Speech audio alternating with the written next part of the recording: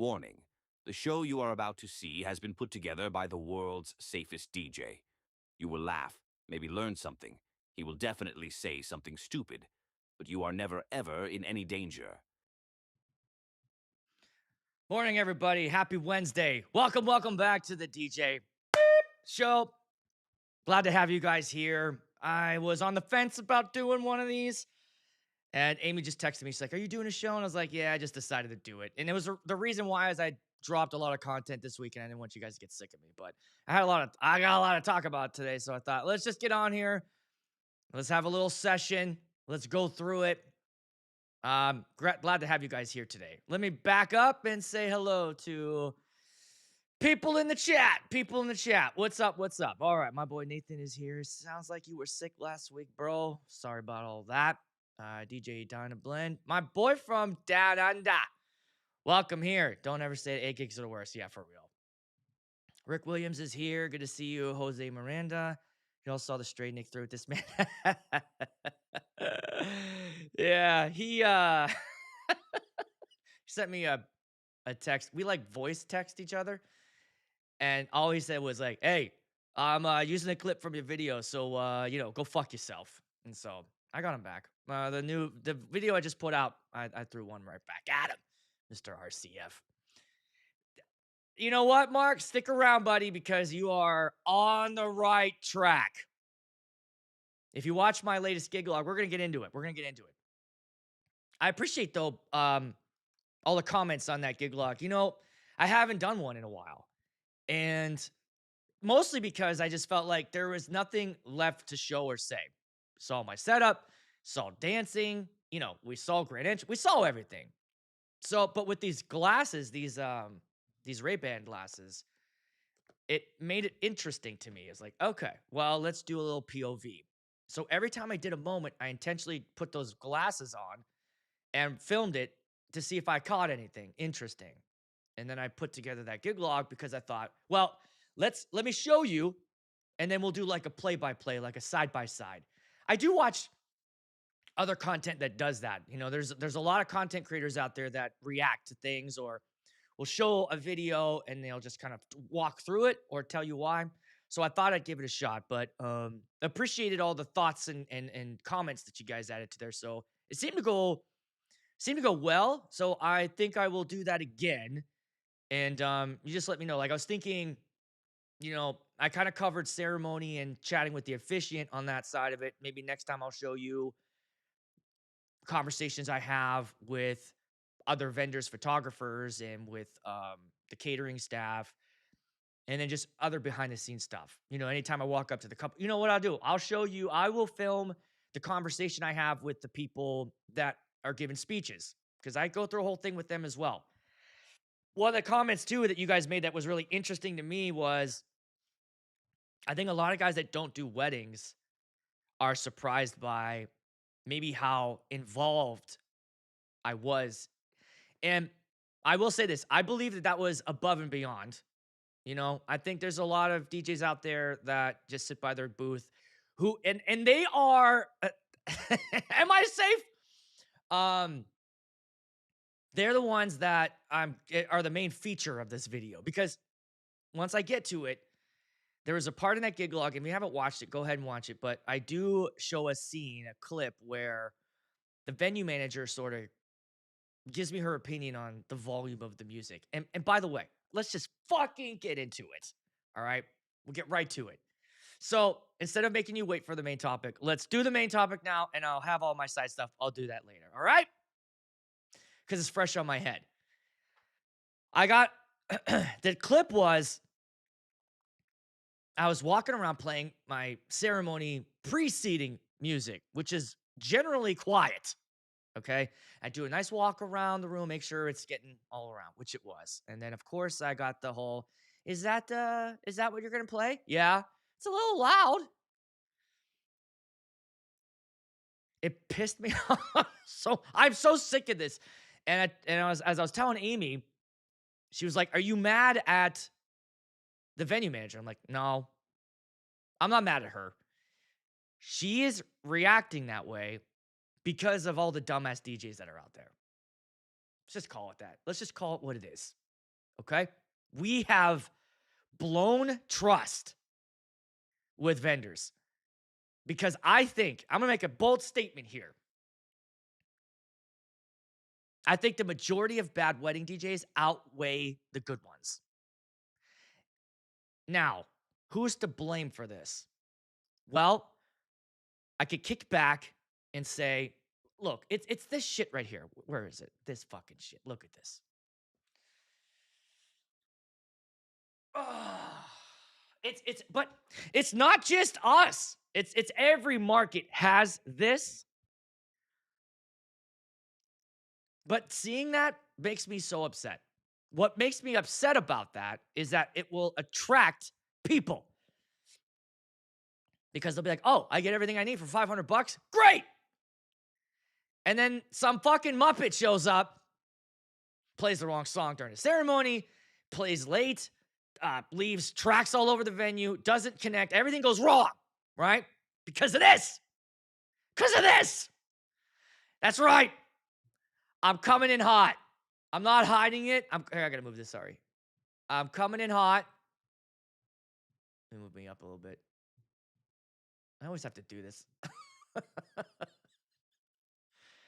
It's this. This is the problem. This is why we get micromanaged because these guys get hired and they show up to venues. And I show up places I haven't worked before. They want to hold my hand.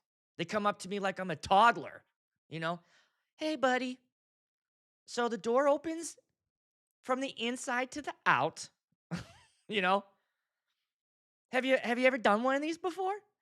So here's what I think helps, okay? If you want some tips on how to overcome this. And I feel like a lot of times when I show up somewhere new, I have a very low bar that has been set, and I need to try to show them that I'm above that.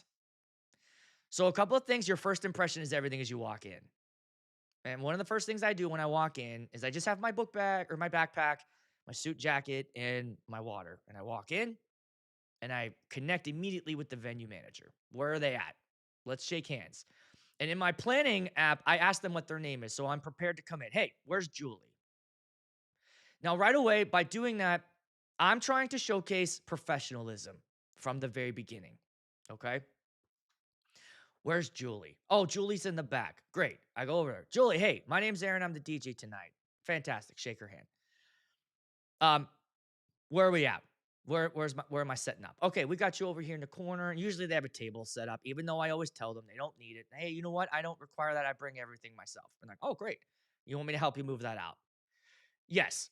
So we move the table out. Then I go, all right, once I get set up, let's connect so I can go over timeline and everything with you, right? And then the other thing I think that shows professionalism is my setup.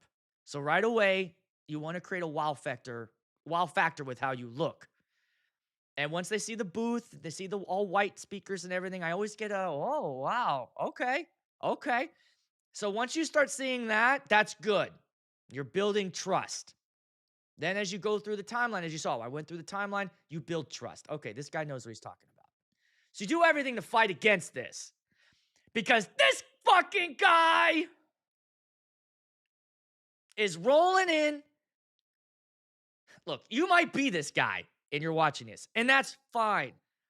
I'm just telling you, you're making it harder for the rest of us, okay? I cannot stand being micromanaged at these events. But it is what it is.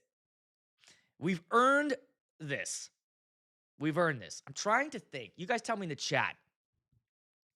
What is another company or product that's like this? Okay? Where there's an excellent version of it and a very cheap version. Now, let's stay away from DJ stuff because I don't want to get into speaker bullshit or whatever. I don't care. But what is comparable to this? Maybe food, restaurants, fast food and fine dining. Okay? We're the fine dining. But fast food's taking over. A lot of fast food out there.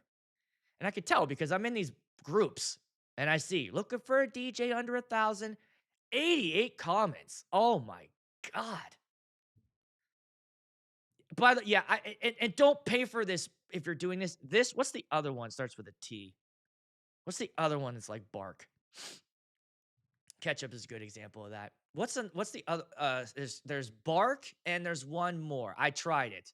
It was crazy. You paid like per lead. And I was paying like $1,000. And then I was getting ghosted. What is the other one that is like Bark? I see you guys talking about all the time. Dog toys. There are good and bad versions of dog toys. I never thought about that. Yeah, food, cars, clothing, alcohol. It's true. Literally anything. Photo and video.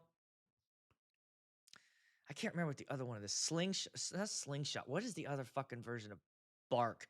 Thumbtack. Thank you. I knew you guys were gonna have my back. Thumbtack's the other one. Don't pay for these. Don't do this. Don't do this. And Facebook is hit or miss too. You know, I here's what happened with Facebook. I recently was jumping on there, and if I was open for the date, I would just throw something out there. The problem is those are all budget seekers. Those are all budget people. And I got a lead from Facebook. Okay, great. So we're doing the consultation. Now my pricing is on my website. And typically I told you guys, I moved over to text. I don't email leads anymore. I text them and it is 100% working. So if you're not listening to me, that's fine. But I'm just telling you, ever since I started texting my leads, I've not been ghosted yet. Okay? One time I got ghosted. And it was after a consultation. And I even tell them, like, you guys can let me know either way. It's fine. You're not going to hurt my feelings. And they just don't. They just, hey, what's up? You guys ready or not? It's cool either way. And they just don't respond. You know what? Fuck you guys. Here's the thing. If they even reach, if they reach back out, hey, Aaron, you know, sorry about the delay. I don't know. How do I feel about that? How do I really feel about that? I'd have to have a really good excuse to leave me on red for over 2 weeks. It's just rude. I don't do that to you. But I'm on a Zoom call with them. It's going fantastic. We're connecting. They're getting married at a brand new venue that's never come out before. So things are going well. And then we get to the pricing when I pull up on page, but I could see sort of like the having a good time to, oh shit. And I can read that. And that's why I like doing these video calls over a phone call because I can read their vibe. I don't do phone calls with consultations. I don't. I don't want to. I love the visual connection. If I'm not going to meet you, I want to see. I want to hear you laughing. I want to make sure we're vibing. I want to see all that. And then this is what I was able to see. Like, oh, it looks like I just pulled the rug from out. Said, hey, what's going on? Am I out of budget? And she's like, yeah, I guess. I was like, oh, I'm sorry. I have it on my website, and I thought you had checked. She goes, no, we didn't, and it's a little. I think I was 1,000 over. To be honest, I think I was 1,000 over. And here's my approach to that, okay? My approach to that was this. And I always want to chat with them like how I want to be talked to, okay? And I just said, hey, listen, I respect the budget. There are things that I do, for example, I just booked a vacation, okay? We're going away, getting right back on Royal Caribbean. I cannot wait. How many days away are we? I think we're like 30 days away. Let's double check here. I got to count on my phone. 37 days away, and I'm heading to the Caribbean island in the sun. I can't wait. So I said, look, with that, I have a budget.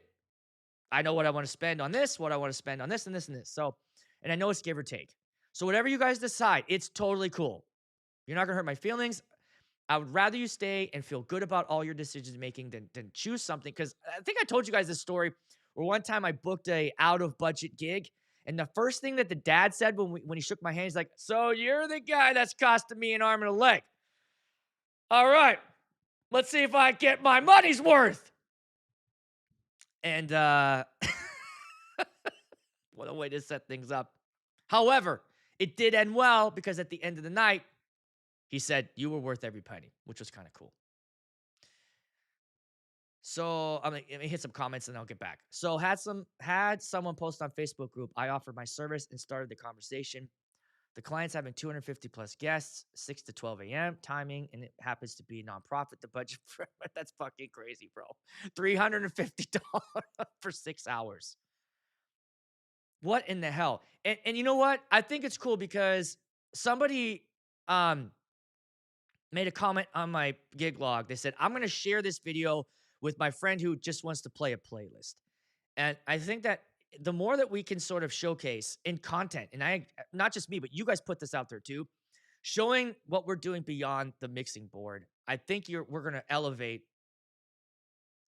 what to clients and potential clients, who we are, what we do, and what we bring to the table.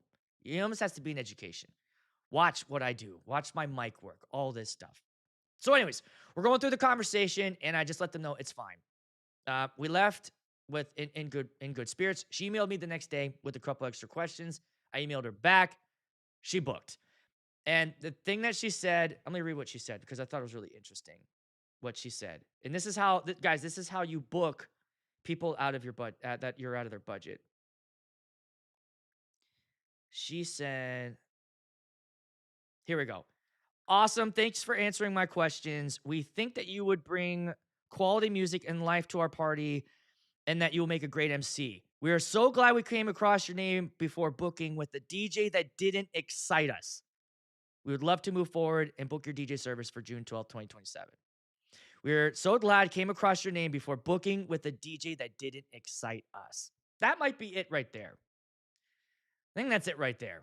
If you're not booking, if you're not closing, then what I would do if I was you is record yourself doing these Zoom calls and then let the couple know ahead of time because Zoom tells them. So let them know, hey, I'm just recording this for, training purposes or whatever. And then go back and watch yourself. And then you might be surprised because in your head you might be thinking, man, I'm great. I'm killing this thing. And then you watch yourself, you're like, holy shit, I'm boring as fuck. And then you can really watch their reaction to what you're talking about. You see fidgeting, their heads are down, there's no smiling, there's no eye connection, wraps up early. You did not excite them. You did not excite them. I think that's what you got to do. If you want to blow past a budget, okay? And this is how I am. I don't know how you are as a shopper, but if you want to blow past a budget, excite me. That was the thing. Okay, if I'm excited about this thing, I will pay more money for it. I'll pay more money for it if I'm excited about it. So, that would be my advice. If you're struggling, you're not closing, getting ghosted, might want to re-examine your process. Because at the end of the day, I think that people will spend and go above and beyond their budget if they're excited about you. So that's pretty fucking good right there. Juggling. Yeah, all else fails, start nudity. All right? Start taking clothes off. You can tell the meeting's not going well. All right, get pony on. Bow. Bow. Bow. Bow. Let's get it on. Oh! Always be closing. Always be closing. Let me back up here. If a couple is having 250 guests, they're spending over 30,000. That's the thing, man. $350 is wild. That could be not being educated as well. Maybe they don't know. So give them the benefit of the doubt, but don't ever. The thing that pisses me off is there'll be some goon out there that'll take it. I'll do it. No problem. And they're streaming all their music on YouTube. So question, how do you work with clients that want an awesome setup, but the venue is going to be a bitch about having subwoofers? I don't care what they say about my subwoofers. I think the nice thing about having column arrays is that if anybody was like, is that a subwoofer? I would say, no, it's the low end. I mean, I would say it's a deconstructed speaker. Okay. The tops are the highs and mids and the bottom's the low end. So it's not really a subwoofer. And they go, all right. I've been to a couple places that have questioned it, and I'll say that, and then they leave me alone. Now, the only thing you just got to worry about is just don't rattle the glass. Be careful. Wait till the dance gets going. Wait till you have a nice packed dance floor, and then hopefully they'll leave you alone. I'm so sick of volume limits too. I'm so sick of volume limits. Yeah, $500 for 3 hours. It is what it is. But this is everywhere. This is everywhere. It's just part of the job. It's part of the job. So you can't let it bother you. The thing that bothers me, it's not that these guys are out there. What bothers me is that as a result of their poor performance, it is giving me a higher hill to climb when I arrive at these places because they already have the expectation this guy's going to fuck it up. Well, that's the thing. Blow them away. You get their card. You've just added yourself to another venue list. So that's the other good thing. I'm glad they're out there because it allows me to outshine you. And then I get on referred lists. All right. That's kind of like my honest response to that shit that went down. It is what it is. It is what it is. We can't stop it. We can't stop them. You know, people have a budget and it is what it is. But they will have regret. That's what's justified with me. Anytime I lose a bid out to somebody cheaper, I'm just like, okay, well, can have a shitty ass night. Can guarantee it. All right. Let me change topics real quick here. And I'm going to talk about this thing very briefly, but I will say this. I read this and I could not stop laughing. All right. We got some new drama. We got some new drama going on. It's new but old. All right. And I'm going to keep an eye on it. I'm going to keep an eye on it because I'm not involved. I don't give a shit. But it is. You're not going to believe this. Now, if you remember the award ceremony in December, where I gave away the most DJ drama shit or whatever on the internet. Okay. This guy won. He's back. He's fucking back. Where is it? Here we go.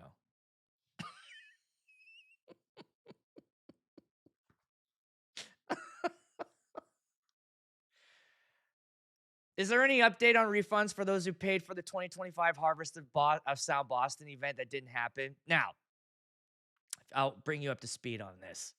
This is a conference that was started by, I don't remember how many people were in it, but I feel like Lou Paris was in it, Tyler Wallace was in it, and I don't remember who the third person was. Is there a third person? I don't know. But it ran for like 2 years or something, and they canceled last year, right? And so as a result of that, I thought I saw it got canceled. I didn't think that this was happening. But apparently, there are people that haven't gotten a refund from it. And the same guy's involved that did the 3D printing shit. What is going on?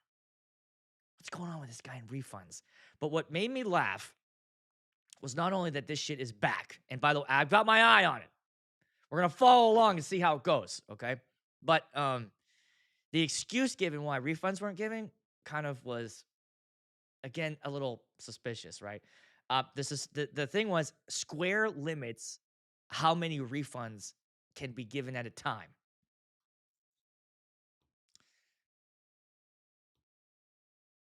All right, here's what we're going to do. Here's what we're going to do. We're going to find out if that's true. Okay? Because that is kind of crazy to me. So let's go to ChatGPT. All right? We're going to go to ChatGPT and I'm going to ask.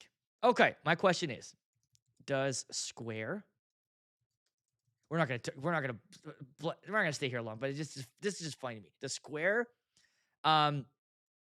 set refund limits to providers? Meaning, is there a limit to how many people I can refund at a time? Okay, let's see what they say. Thinking. Okay. If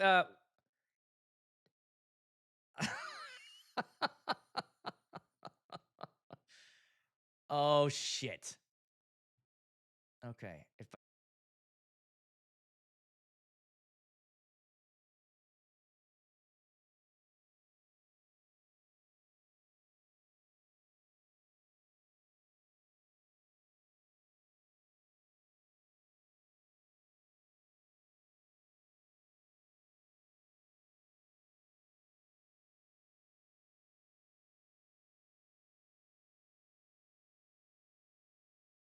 All right.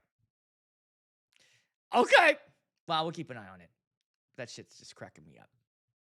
Morning, Aaron. How we doing? Hey, there's 8 likes and there's almost 50 people here. Can we go ahead and hit the old like button? Huh?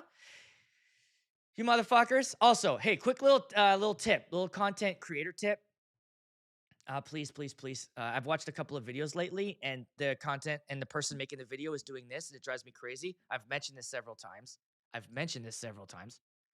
Um, oh, was I muted the whole time? Was I muted? Oh no. Did that mute when I went to share screen? Oh, it did. Okay. Sorry about that. It did mute there. Basically, it said no. I switched over to screen share and it muted. Yes, you're right. My bad. My bad, guys. Sorry about that. Little technical difficulty. So basically it said no. Square does not have strict limits on refunds. All right. So that's not a thing. Okay. Sorry, it muted there like that. Sorry. Okay, so tip for content creators, real quick tip. When you're making videos, do you see how I'm looking at you? Right down the barrel of the lens, right? Would this drive you crazy if I did this live stream like this the whole time? Okay. What I'm currently doing is looking at myself in the Osmo Pocket 3. Where are my eyes? Not go back. No. Yes. No. Yes. No. Okay. Down the camera, please. Thank you. Please and thank you. Okay. Next thing. Next thing. I have a question for you guys. I saw this also, and this was interesting to me. Topic. Are DJ conference floor room shows dying? What are your thoughts? So apparently over at MEX, I'm going to be talking right to your nipple all day. See that? You know what I mean? Does that drive you nuts? All right, guys. So I've been testing the microphone out and stop looking at yourself. Okay. So this is going on apparently at MEX DJ show floor. This guy says, damn. And the comments were basically, there's like nothing there. Now, I know that MEX is a DJ and photo booth show. And here's the thing. It's probably a whole lot easier to get photo booth stuff over to, conferences than it is to move DJ gear. I've been saying this for years, that the showroom floor at these conferences is just so underwhelming. I don't feel like they're doing it right. It's a letdown. Even at DJX, which was, I haven't been there in 3 years, basically because of that.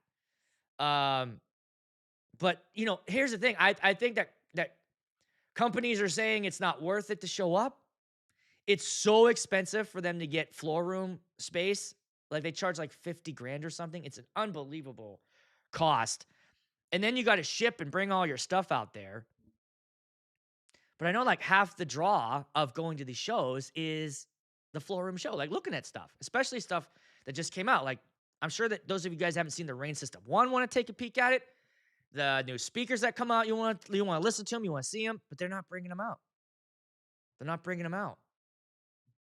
And I don't know. I think this might be the future. I think that DJ conferences are going to start doing less and less of this. And I think it just comes down to cost. But then also, how many of you guys, have you ever bought anything at a show? Let me know in the chat. Have you guys ever bought anything at a DJ show? And I know what the challenge is. You can't buy anything really big. If you flew there, if you drove there, it's fine. But if you flew there, what are you going to do?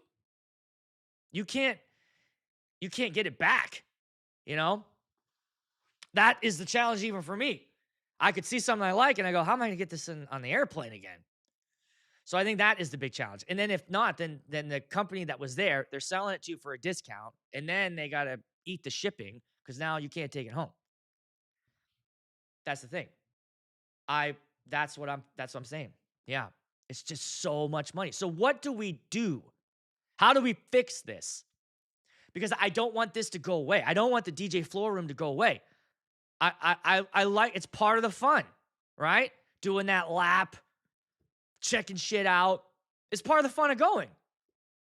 Well, these prices don't go down, and a lot of it is the hotel. I've talked to some conference people that run these things, and a lot of them are like, it's not us, it's the conference room. Well, pick a new place. Pick a different spot. You know? Should be once a year, 6 to 8 weeks after NAMM. Are there too many? Somebody said that. So there are too many conferences. They don't allow sales for the stuff we want. What do you mean by that? Excuse me. One more. No? No. Okay. Kind of a bummer. It's kind of a bummer. Because I definitely don't want to see that stuff go away. I definitely want to see that go away. But I think we might be in the last couple of bits of seeing the gear at the shows, unless they get those prices down. And I would buy stuff. I would buy stuff too. You never know. You never know. Okay. Last thing. Last thing, I'm gonna get us out of here. It's a short one. Um, I'll talk quickly about my wedding. I did my wedding was an older couple. Sometimes those make me nervous because I know for sure I'm dialed into the 20 to 30-year-old wedding. I'm dialed in. I know what they like. That's my usual. When you start doing the older couple wedding, then you start venturing out of playing the stuff that I'm used to, right? Which is fine. It's a nice stretch, and I'm like, all right. But the other thing is, like, when you have older people, and I'm talking like 45 plus, 45 years old, 50 plus, probably 55. The stamina ain't there, all right? And if you're 55 plus in the chat, you're like, yeah, bro. I mean, like, I'm not getting a 55-year-old to dance all night. It's just not going to happen. They need a break. They need to sit down.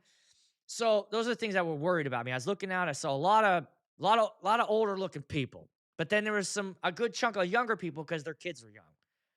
Here's what helped.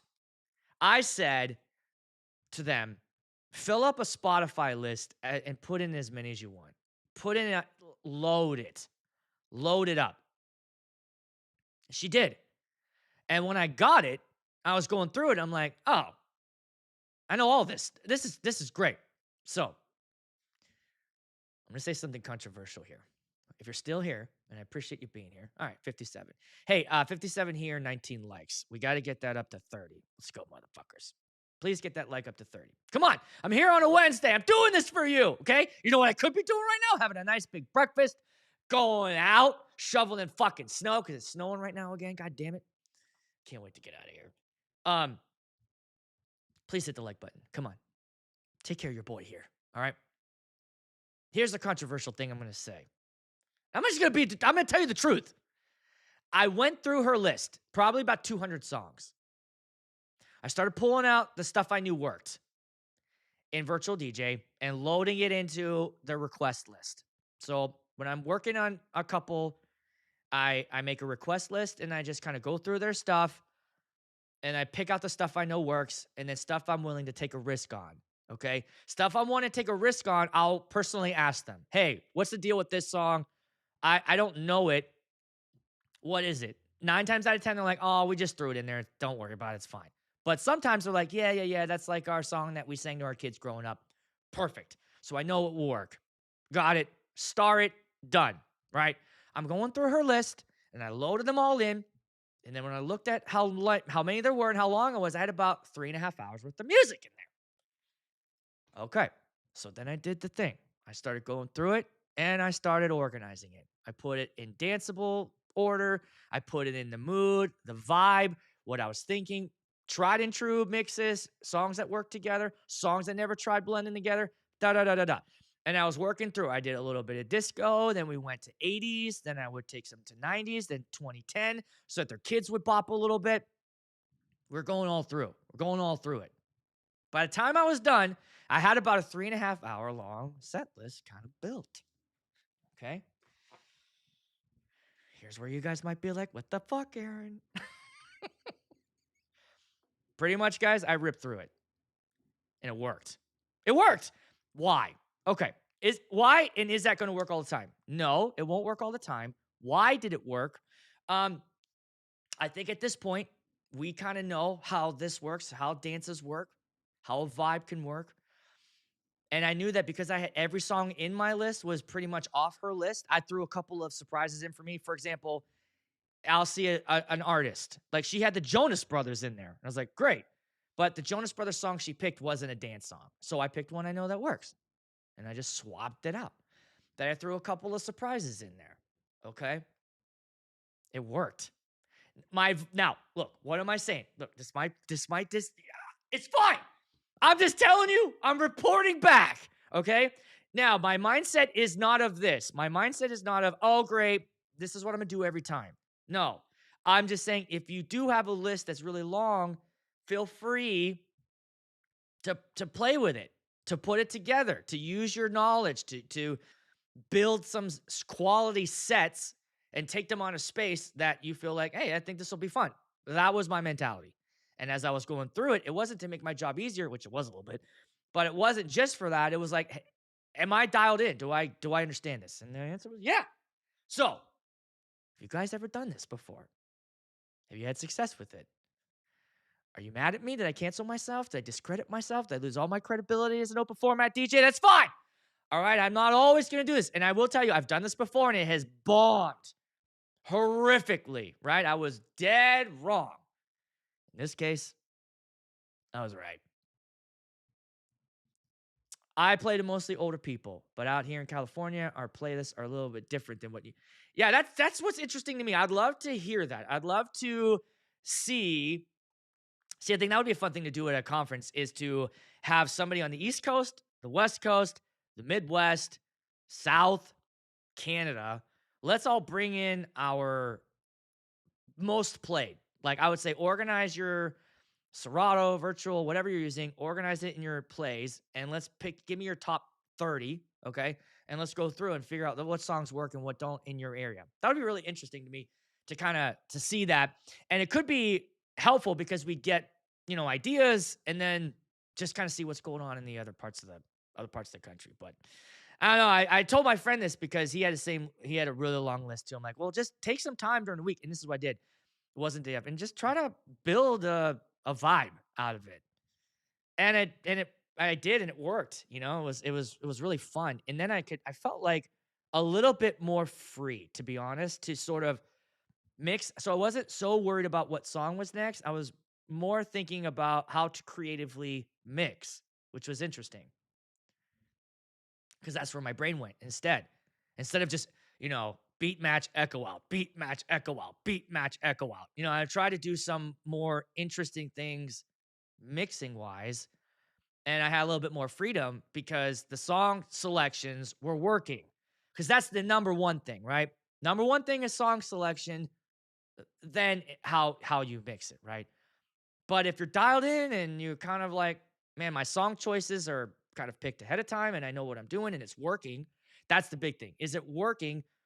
I was able to focus more and I was able to do some creative things and I blended songs together that I'd never tried before. I don't know, it was a little bit more fun. A little bit more fun. Damn it, man, why you go live when I'm at the gym? I can't type. It's all right. I know, it's just my afternoon, all right, little afternoon delight for you. Way to go, man. Hit that gym. Pump it up, baby. Pump it up. It came down to you knowing music. You're not 20. You are old enough to know what can kill a floor and what can move on. Yeah. Just use sync. I have no problem with the sync button. I'm on record for that. But I will say, ever since I switched over to the Rev 5, sort of like that battle style, tempo fader at the top, I don't sync. I really don't. And it's not out of any sort of um, standard or higher ground or whatever. I don't use it. I don't need it. I like to do it myself. I like to manually get it there. I don't sync. I really don't, which is fine. I don't care. There we go. Hey, Gordon, Dave Gordon's in the house. What's up, dude? Good to have you here. I grew up during the 90s rave scene. It's all about beat matching. Yeah. Definitely I'd say 80% of my mixing is beat matching, especially with stems, because then you can sort of create live mashups, which is the best. When I love just having when it gets to the end of the track, stemming out the bass and the melody, leaving the drums and the vocal and then bringing in the next song and having that, especially if it's keyed up. Man, that's fun. I did I did the last bit of, I think I put it in the video of Wannabe over Staying Alive. Holy shit, that was cool.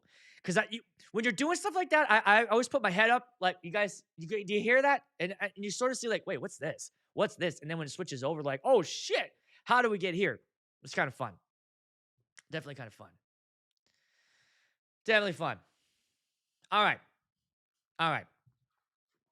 That's it. That's all I got. So let's wrap it up. Ba-da-da-da-da. Wah, wah, wah. What did we learn today? Look in the mic when you're making your content, people. Please, you're driving me nuts with this. VDJ just dropped Fluid Beat Grids. Watch that video. Big game changer. If you've ever been on the fence about virtual DJ, I'm telling you. And there's more to come, by the way. There's more to come. So hang tight on that. We're doing Harvest Watch. See if people get their refunds back. And is the DJ conference done? Is it done? Only time will tell. See you next week.